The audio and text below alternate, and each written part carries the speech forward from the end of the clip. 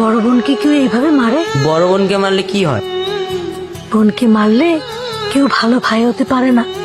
আর ভালো ভাই হতে না পারলে বোন যখন বড় হবে, ওর যখন বিয়ে হয়ে যাবে, ওর শ্বশুর বাড়ি তুমি যাবে না, তখন কি তোমাকে বড় বোন ডিম ভাজি করে খাওয়াবে?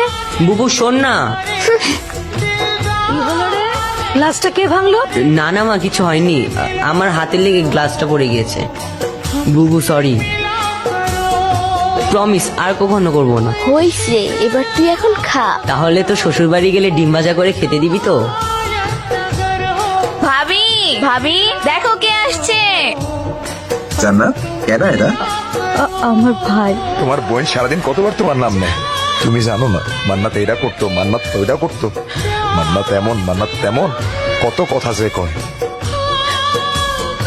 তুমি আসছো ভাই, আমি অনেক খুশি হয়েছি। জবে থেকে বিয়ে হয়েছে, তোমার বোন কেউ দেখতে আসা তো দূরের কথা, ফোন দিয়ে একটা খবরও নেয় না। তুমি আসছো ভাই, আমি অনেক খুশি হয়েছি। এই জান্নাত, তোমার ভাই আসছে, বাজারেও একটা নিয়ে আসো। আজকে তুমি নিজের হাতে তোমার ভাইয়ের যত পছন্দের খাবার আছে সব রান্না করে খাওয়াবে, তাড়াতাড়ি নিয়ে আসো। না,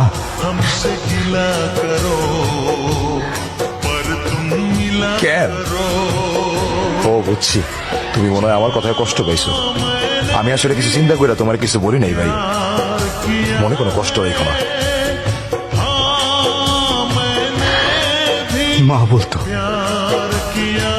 ভালো ভাইরা নাকি বোনের শ্বশুর বাড়ি গেলে বোন ডিম ভাজি দিয়ে ভাত খেতে দেয়।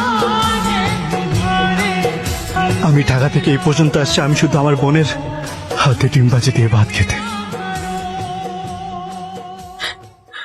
কি বাবু, তুই তোর ভাইকে ডিম ভাজা দিয়ে ভাত দিবি না?